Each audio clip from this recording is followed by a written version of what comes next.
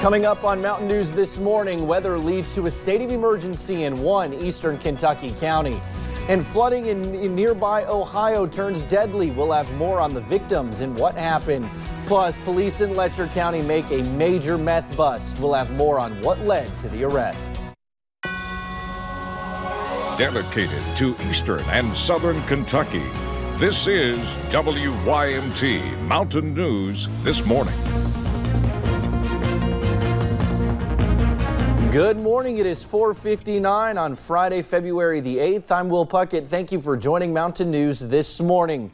We've made it to Friday, and if you love those 70-degree days, well, they're gone. Get ready for it. You might wake up to a little bit of rain or some flurries, but beyond that, the day is going to get better. Let's bring Brandon in. He's going to give you a better breakdown of what to expect after yesterday.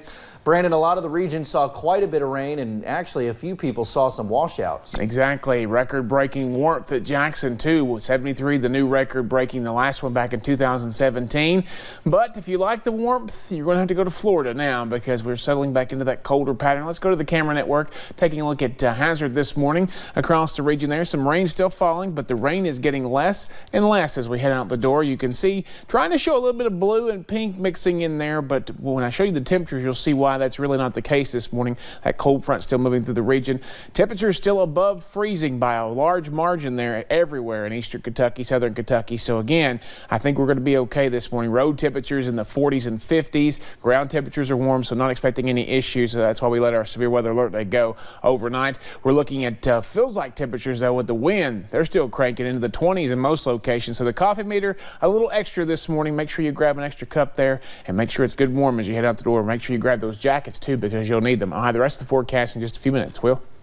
All righty, Brandon, thank you. Well, the state of emergency continues this morning in Harlan County. Storms yesterday morning led to high water, a large mudslide, and wind damage. WYMT's Connor James went down there to survey the damage and has more on the issues officials and people in the community are dealing with.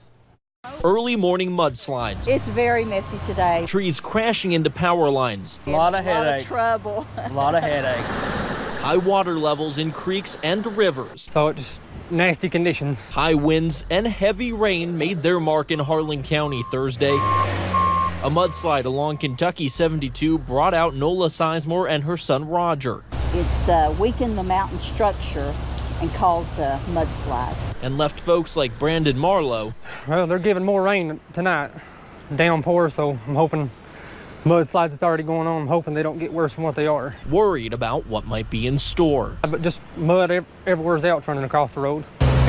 Mud on the roads and trees on the power lines. Yeah, we had several trees that fell. Crews working all morning to clear those trees. And it's cut the juice to the power. All due to heavy, and I mean heavy winds. Heavy. I actually had a tree last night that came down on my property. And in the meantime, light some candles, you know. That's about the only thing to do. People in this Little Creek community just hope. Hopefully. We'll see what happens, I guess. For a break from Mother Nature's torrential rainfall. In Harlan County, Connor James, WYMT Mountain News. Now, Judge Executive Dan Mosley cites the reason the state of the emergency was called was due to the slide impacting close to 300 people. Well, the effects of all the rain was also felt in Laurel County. Police closed a handful of roads yesterday morning after they became covered in water. All have since reopened as the water has gone down. They say it only takes a few inches to make it dangerous for drivers. Now to southern Ohio, where flooding quickly turned deadly in two different counties. In Meigs County, police say someone died after they drove their car into high water. The sheriff said the person was an adult but did not release any further information. In Pike County, a 58-year-old man died when he drove into floodwater there. Officials say he managed to get himself out of the car and onto dry land. That's where they found his body. We are told he likely died from overexertion. Well, in northeast Tennessee, Hawkins County was one of the hardest hit by flooding. First responders spent Thursday morning pulling people from vehicles that found their way into high water, including a school bus. Thankfully, the driver was the only one on board and she was not hurt.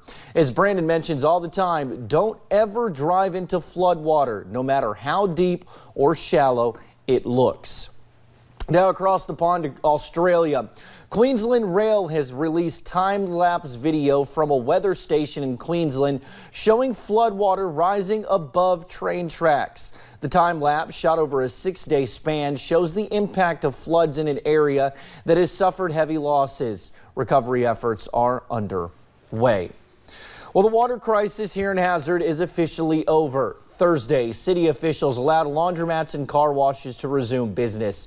For nearly a week, people in Leatherwood were without water. City officials said water main breaks were to blame following sub-zero temperatures. Well, in an attempt to serve a child support warrant led to 3 arrests in Letcher County. It happened yesterday afternoon in Cremona. Sheriff Mickey Stein says when they got to the address for the suspect, they found thousands of dollars in cash, meth, pills, and needles. They also say one man even jumped out the window and ran off. We've had several complaints over the first 30 days that I've been in office of this resident selling meth. Yes.